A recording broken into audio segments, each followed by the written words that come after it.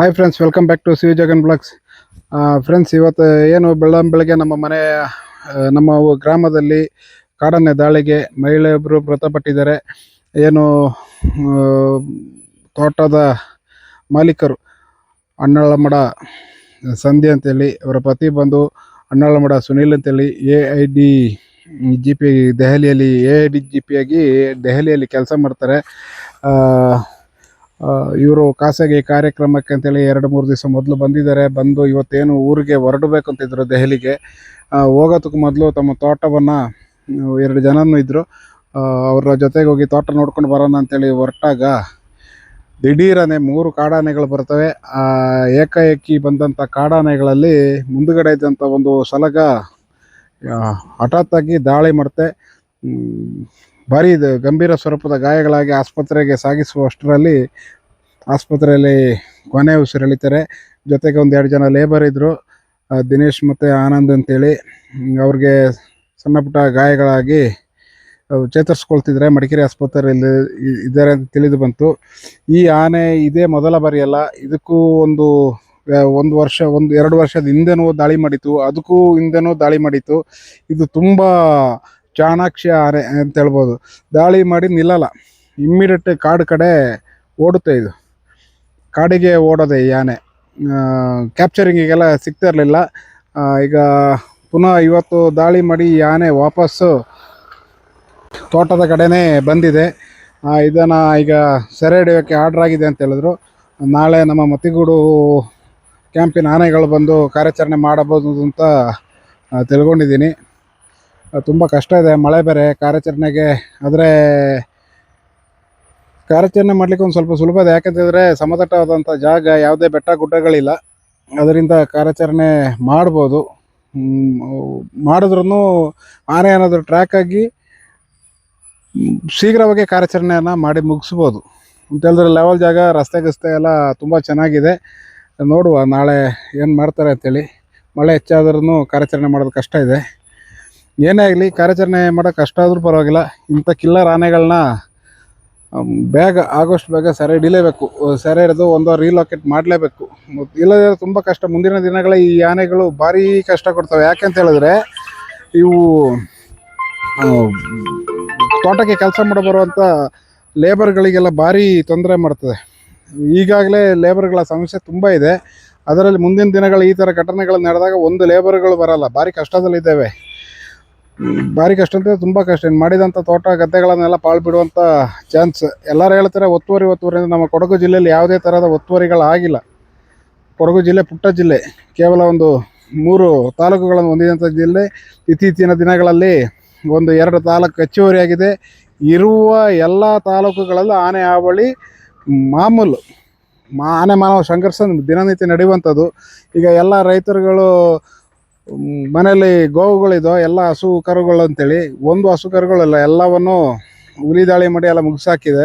ಈಗ ಎಲ್ಲ ಆ ಸರದಿ ಮುಗಿದೆ. ಈಗ ಮಾನವ ಆನೆ ಸಂಘರ್ಷ ದಿನನಿತ್ಯದ ಗೋಳು. ವಾರದಲ್ಲೊಂದು 3 ಜನ ಸಾಯೋದು, ಇಲ್ಲ ಅಂತಂದರೆ ಎಲ್ಲಾದರೂ ಒಂದು ಕಡೆ ಒಂದು ಆನೆ ಸಾಯೋದು, ಇದೇ ಆಗೋಗಿದೆ. ಈಗ ನೆನ್ನೆ ನೀವು ನೋಡ್ಬೋದು, ಕುಶಾಲನಗರ ಭಾಗದಲ್ಲಿ ಹೈ ಟೆನ್ಷನ್ ವೈರ್ಗೇನೋ ತಾಗಿ ಆನೆ ಮೃತಪಟ್ಟಿದೆ. ಅದನ್ನು ಏನು ಸೋಲಾರ್ ಬೇಲಿ ತಾಗಿ ಅಂತ ಹೇಳ್ತಾ ಇದ್ರು. ಅಂಥ ಘಟನೆಗಳೇನು ಸೋಲಾರ್ ಬೇಲಿಗೆ ಆನೆ ಸಾಯೋದಾಗಿದ್ರೆ ಎಷ್ಟೋ ಆನೆಗಳು ನಮ್ಮ ಕೊಡಗಲ್ಲಿ ಸಾಯಬೇಕಿತ್ತು. ಯಾವುದೆಲ್ಲ ರಾಂಗ್ ಇನ್ಫಾರ್ಮೇಷನಲ್ಲಿ ಇರುತ್ತೆ, ಅದೆಲ್ಲ ವಿದ್ಯುತ್ ಶಕ್ತಿ ವೈರ್ ತಾಗಿ ಸತ್ತಿರುವಂಥದ್ದು. ಓಕೆ, ಈಗ ನಾಳೆ ಕಾರ್ಯಾಚರಣೆ ನಡೀತದೆ ಅಂತ ಹೇಳ್ತಾಯಿದ್ರು. ನೋಡೋಣ. ಈಗಾಗಲೇ ಹಾಸ್ಪಿಟ್ಲಿಂದ ಬಾಡಿ ಮನೆಗೆ ಬಂತು. ಈಗ ನಾನು ಇಲ್ಲಿ ನಿಮ್ಮೊಟ್ಟಿಗೆ ಮಾತಾಡ್ತಿರ್ಬೇಕಾದ ಸಂದರ್ಭದಲ್ಲೇ ಬಾಡಿ ಬಂತು. ಯಾವುದಕ್ಕೂ ಅಲ್ಲಿಗೆ ಹೋಗಿ ಒಂದು ಸಲ ದರ್ಶನ ಮಾಡ್ಕೊಂಡು ಹಂಗೆ ಬರ್ತೀನಿ. ಅವ್ರ ಪತಿಯವರು ದೆಹಲಿಯಲ್ಲಿದ್ದಾರೆ, ಅವರು ಅಲ್ಲಿಂದ ಹೊರಟಿದ್ದಾರೆ. ಅವ್ರು ಬಂದ ನಂತರ ಮುಂದಿನ ಕಾರ್ಯಕ್ರಮ ನಡೀತದೆ ಅವ್ರ ಮನೆಯಲ್ಲಿ. ತುಂಬ ಬೇಜಾರಾಗುತ್ತೆ ಫ್ರೆಂಡ್ಸ್. ಏನು ಮಾಡೋಣ ನೋಡಿ, ಸಾಯೋದಕ್ಕೋಸ್ಕರ ದೆಹಲಿಯಿಂದ ಬಂದ್ರ ಅಂತ ತುಂಬ ಬೇಜಾರಾಗುತ್ತೆ. ಮಕ್ಕಳೆಲ್ಲ ತುಂಬ ಚಿಕ್ಕ ಮಕ್ಕಳು.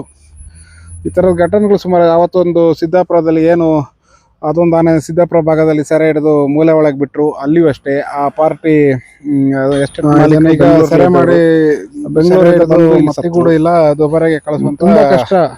ತೋಟಕ್ಕೆ ಯಾವ ಧೈರ್ಯದಲ್ಲಿ ಹೋಗೋದು ಅಂತಾನೆ ಆಗೋಗಿದೆ. ಎಲ್ಲಿ ಇರ್ತಾವೋ, ಯಾವ ಕಡೆಯಿಂದ ಬರ್ತಾವೋ, ಯಾವ ವೇಗದಲ್ಲಿ ಅಲ್ಲಿಂದ 1 ಕ್ಷಣ ಕಿಲೋಮೀಟರ್ ಮಾತ್ರದಲ್ಲಿ ದೂರದಲ್ಲಿ ಬರ್ತವೆ. ಆದ್ರೆ ಇಲ್ಲಿ ಆನೆಗೆ ಮನುಷ್ಯ ಟಾರ್ಗೆಟ್ ಆದ್ರೆ ಉಳಿಯಲ್ಲ. ಬೇರೆ ಜಿಲ್ಲೆಗಳಲ್ಲಿ ಸುಮಾರು ಓಡಿಸಿ ತಪ್ಪಿಸಬಹುದು. ಇಲ್ಲಿ ಭಯಂಕರ ಬೇಗ ಇಮ್ಮಿಡಿಯೇಟ್ ಅಟ್ಯಾಕ್ಗಳಾಗ್ಬಿಡ್ತವೆ. ಯಾವುದೇ ಕಾರಣಕ್ಕೂ ಸೇಫ್ ಆಗ್ಲಿಕ್ಕೆ ತುಂಬಾ ಕಷ್ಟ ಇದೆ ಸೇಫ್ ಆಗೋದು ಇಲ್ಲಿ ಆನೆಗಳೊಟ್ಟಿಗೆ. ಅಗ್ರೆಸಿವ್ ಆನೆಗಳು ಕಣ್ಣಿಗೆ ಕಂಡ್ರೆ ಓಡಿಸ್ಕೊಬರುತ್ತೆ. ಅದು ಒಂದು ಸ್ವಲ್ಪ ದೂರ ಓಡಿಸ್ಕೊಬಂದು ನಿಲ್ಲುವಂಥ ಆನೆಗಳೆಲ್ಲ ನೋಡಿದ್ದೀವಿ. ಇವು ಏನಿಲ್ಲ, ಕಿಲೋಮೀಟರ್ ಲೆಕ್ಕ ಓಡಿಸ್ಕೊಂಡು ಬರ್ತವೆ. ವೆಹಿಕಲ್ ಮೇಲೆ ದಾಳಿ, ಬೈಕ್ ಮೇಲೆ ದಾಳಿ, ದನಗಳ ಮೇಲೆ ದಾಳಿ, ಸಿಕ್ಕಿದ ಕಣ್ಣಿಗೆ ಎದುರಿಗೆ ಸಿಕ್ಕಿದವನ ಮೇಲೆ ಎಲ್ಲನೂ ದಾಳಿ ಮಾಡ್ತವೆ. ಇದು ಎಷ್ಟು ದಿವಸ ಈ ಥರ ನಡೀತದೆ ಅಂತ ಗೊತ್ತಿಲ್ಲ. ಎಲ್ಲ ಒಂದು ಕೊನೆ ಅಂತೇಳಿ ಯಾವಾಗ ಆಯ್ತದೋ ಗೊತ್ತಿಲ್ಲ. ಸುಮಾರು ಕಂಟ್ರೋಲ್ ಮಾಡಿದರು. ಈ ನಡುವೆ ಇಲ್ಲಿ ಸರ್ಕಾರದ್ದು ಮತ್ತು ಅರಣ್ಯ ಇಲಾಖೆ ಎರಡು ತಪ್ಪಿದೆ. ಏನು ಒತ್ತುವರಿ ಮಾಡ್ಕೊಂಡಿದೆ, ಆ ಜಾಗದಲ್ಲಿ ಬ್ಯಾರಿಕೇಡ್ ಅಳವಡಿಸಿಲ್ಲ. ಆ ಅಳವಡಿಸದಿರುವಂಥ ಜಾಗದಲ್ಲಿ ಆ ಪ್ರಕರಣ ಇತ್ಯರ್ಥಗೊಳ್ಳೋದು ಇಲ್ಲ. ಇಲ್ಲಿರುವಂಥ ರೇಂಜರ್ಗಳು ಇಲ್ಲ ಆಫೀಸರ್ಗಳು 3 ವರ್ಷ ಇರ್ತಾರೆ, ಡ್ಯೂಟಿ ಮಾಡ್ತಾರೆ, ಹೋಗ್ತಾರೆ. ಈ ಕೇಸ್ ಇರೋದು, ಕೇಸ್ ಅಲ್ಲೇ ನಿಂತ್ಕೋತದೆ. ಈ ಕೇಸ್ಗಳನ್ನ ಇತ್ಯರ್ಥವಾಗುವವರೆಗೂ ಅವರ ಜಾಗನ ಬಿಟ್ಟು ಮೇಲುಗಡೆ ಅರಣ್ಯ ಇಲಾಖೆ ಜಾಗದಲ್ಲಿ ಬ್ಯಾರಿಕೇಡ್ನ ಅಳವಡಿಸುವಂಥ ಕೆಲಸ ಆಗಬೇಕು. ಅಲ್ಲೇ ಬ್ಯಾರಿಕೇಡ್ ಅಳವಡಿಸಿದ್ರೆ ಇವರು 25-30 ಕಿಲೋಮೀಟರ್ಗಳ ದೂರದ ಬ್ಯಾರಿಕೇಡ್ ಮಾಡಿಯೂ ಆನೆಗಳು ಆ ಕಡೆ ನುಸುಳುತ್ತೆ. ಏನು ಮಾಡಿ ಏನು ಪ್ರಯೋಜನ ಆಗೋದಿಲ್ಲ. ಅಲ್ಲಿ 1 ಕಿಲೋಮೀಟರ್ ಅಷ್ಟು ನೀವು ಬ್ಯಾರಿಕೇಡ್ ಹಾಕಿಲ್ಲ ಅಂತ ಹೇಳಿದ್ರೆ ಆ ಜಾಗ ಕೇಸಲ್ಲಿದೆ, ಮಾಡೋಕ್ಕಾಗಲ್ಲ ಅಂತೇಳಿ. ಆಯಿತು, ಕೇಸಲ್ಲಿ ಇರಲಿ. ಇತ್ಯರ್ಥ ಆದಮೇಲೆ ಆ ಜಾಗನ ನೀವು ಕೇಸ್ ಇತ್ಯರ್ಥ ಆದಮೇಲೆ ಅರಣ್ಯ ಇಲಾಖೆಗೆ ಸರಿ ಜಾಗ ಆದರೆ ಅರಣ್ಯ ಇಲಾಖೆಯವ್ರು ಪಡ್ಕೋಬೋದು. ಅದೇ ರೀತಿ ರೈತರ ಜಾಗ ಆದರೆ ರೈತರು ಉಳಿಸ್ಕೋತಾರೆ. ನಿಮ್ಮ ಅರಣ್ಯ ಇಲಾಖೆಯವರ ಜಾಗ ಏನಿದೆ ಅಲ್ಲೇ ನೀವು ಈ ಬ್ಯಾರಿಕೇಡ್ನ ಅಳವಡಿಸಿ. ಯಾಕೆ ಬಿಡ್ತೀರಾ? ಆ ಕಡೆಯಿಂದ ಬ್ಯಾರಿಕೇಡ್ನ ಅಳವಡಿಸ್ಕೊಂಡು ನೀವು ಅದನ್ನ ಆನೆನ ಪ್ರೊಟೆಕ್ಟ್ ಮಾಡ್ಬೋದಲ್ಲ ಈ ಊರಿಗೆ ಬರೋದಾಗೆ.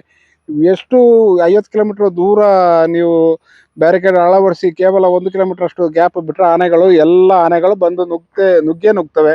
ಇದು ನಿಮಗೆ ಗೊತ್ತಿರ್ಬೋದು ಇಲಾಖೆಯವ್ರಿಗೆ. ದೊಡ್ಡ ಜಾಗ ಇದು, ಆನೆ ಬರೋವಂಥ ಜಾಗನೇ. ಅಲ್ಲಿ ಏನಾದರೂ ನೀವು ಮಾಡಲೇಬೇಕಲ್ವಾ? ಕೇಸ್ ಇತ್ಯರ್ಥವಾಗುವವರೆಗೆ ಅಲ್ಲಿಗೆ ಸೋಲಾರ್ ಫೆನ್ಸ್ ಆದರೂ ಮಾಡಿ, ಇಲ್ಲ ಕಾವಲಿಗೋಸ್ಕರ ಜನಗಳನ್ನ ಬಿಡಿ. ರೈತರು ತುಂಬ ಕಷ್ಟದಲ್ಲಿದ್ದಾರೆ, ನಿಮಗೂ ಗೊತ್ತಿದೆ. ಎಷ್ಟು ಜನ ಈಗ ನೀವು ನಿಮ್ಮ ಕಣ್ಣಾರ ಈಗ ನೋಡಿದರೆ ಎಷ್ಟು ಜನಗಳು ರೈತರು ಇವಾಗ ಗೋವುಗಳನ್ನು ಸಾಕೋದು, ಹಸುಗಳನ್ನು ಸಾಕೋದು, ಜಾನುವಾರುಗಳನ್ನು ಸಾಕೋದನ್ನ ಬಿಟ್ಟಿದ್ದಾರೆ. ಎಲ್ಲದಕ್ಕೂ ಹುಲಿ ದಾಳಿ, ಚಿರತೆ ದಾಳಿ, ಆನೆ ದಾಳಿ, ಬೆಳೆಗಳಿಗೆ ನವಿಲು, ಮಲ್ಬಾರ್ ಅಳಿಲು, ಎಲ್ಲದರಿಂದ ಸಂಕಷ್ಟದಲ್ಲಿದ್ದೇವೆ ನಾವು. ಸೊ ಇದನ್ನ ನೋಡ್ಕೊಂಡು ಅಲ್ಲಿ ಎಲ್ಲಿ ಬ್ಯಾರಿಕೇಡ್ ಬಿಟ್ಟಿದ್ರೆ ಹೆಂಗಾನ ಮಾಡಿ ಆ ಬ್ಯಾರಿಕೇಡ್ನ ಬಂದ್ ಮಾಡಿ, ಆ ಕಡೆ ಆನೆಗಳು ಬರೋದನ್ನ ತಡೆ ಹಿಡೀರಿ. ಈಗ ನಿಮಗೆ ಗೊತ್ತಿರೋ 3 ವರ್ಷದಲ್ಲಿ 3 ಸಾವಾಯಿತು. ದಿನನಿತ್ಯ ಇದೆ. ಆದರೆ ಕಳೆದ ವರ್ಷನೂ ಇದೇ ಟೈಮಲ್ಲಿ ದಾಳಿಯಾಗಿ ಒಬ್ಬರು ಸಾಯ್ತಾರೆ, ಒಬ್ಬರು ಆಸ್ಪತ್ರೆಗೆ ಹೋಗಿ ಚೇತರಿಸ್ಕೊಳ್ತಾರೆ. ಈ ವರ್ಷನೂ ಅದೇ, ಒಬ್ಬರು ಸತ್ರು, 2 ಆಸ್ಪತ್ರೆಯಲ್ಲಿದ್ದಾರೆ.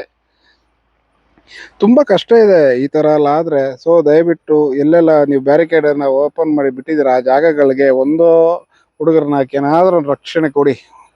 ಒಂದು 4 ತಿಂಗಳು ನಾವು ಮನೆಯಿಂದ ಹೊರಟವರು ವಾಪಸ್ ಮನೆಗೆ ಹೋಗಿ ತಲುಪ್ತೀವಿ ಅಂತ ಹೇಳೋಂಥ ಗ್ಯಾರಂಟಿಗಳೇ ಇಲ್ಲ. ಮಕ್ಕಳನ್ನ ಕರ್ಕೊಂಡು ಬರಬೇಕು, ಮಕ್ಕಳನ್ನ ಕರ್ಕೊಂಡು ಹೋಗ್ಬೇಕು. ಬೆಳಗ್ಗೆನೆ ಶಾಲೆಯ ಸಮಯ ಬೆಳಿಗ್ಗೆ 9 ಗಂಟೆ, ಮನೆಯಿಂದ 7-7:15 ಹೊರಡಬೇಕು. ಈ ಥರದೆಲ್ಲ ಇರುವಾಗ ಸೊ ದಯವಿಟ್ಟು ನೀವು ರಕ್ಷಣೆ ಕೊಡಿ. ಮೊದಲು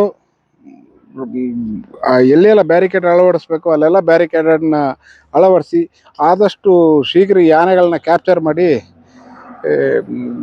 ದೂರದ ಊರುಗಳಿಗೆ ಬಿಡಿ, ಫಾರೆಸ್ಟ್ಗಳಿಗೆ. ಈಗ ಮೂಲೆ ಹೊಳೆ ಅಂತಿದೆ, ಇಲ್ಲದಿದ್ದರೆ ನಮ್ಮ ಹೊರ ಜಿಲ್ಲೆಗೆ, ಹೊರ ರಾಜ್ಯಗಳ ಗಡಿಗೆ ಬಿಟ್ಟು ಬನ್ನಿ.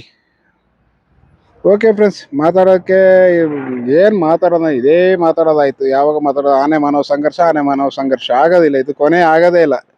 ಇದು ಯಾವತ್ತಿದ್ರೂ ಬಗೆಹರಿಯೋದ ವಿಷಯ. ಎಲ್ಲಿಯವರೆಗೆ ನೀವು ಆ ಬ್ಯಾರಿಕೇಡ್ದು ವಿಷಯನ ನೀವು ಸಾರ್ಟ್ ಔಟ್ ಮಾಡಲ್ಲ ಅಲ್ಲಿ ಗಂಟ ಆಗೋದಿಲ್ಲ. Okay friends, thank you.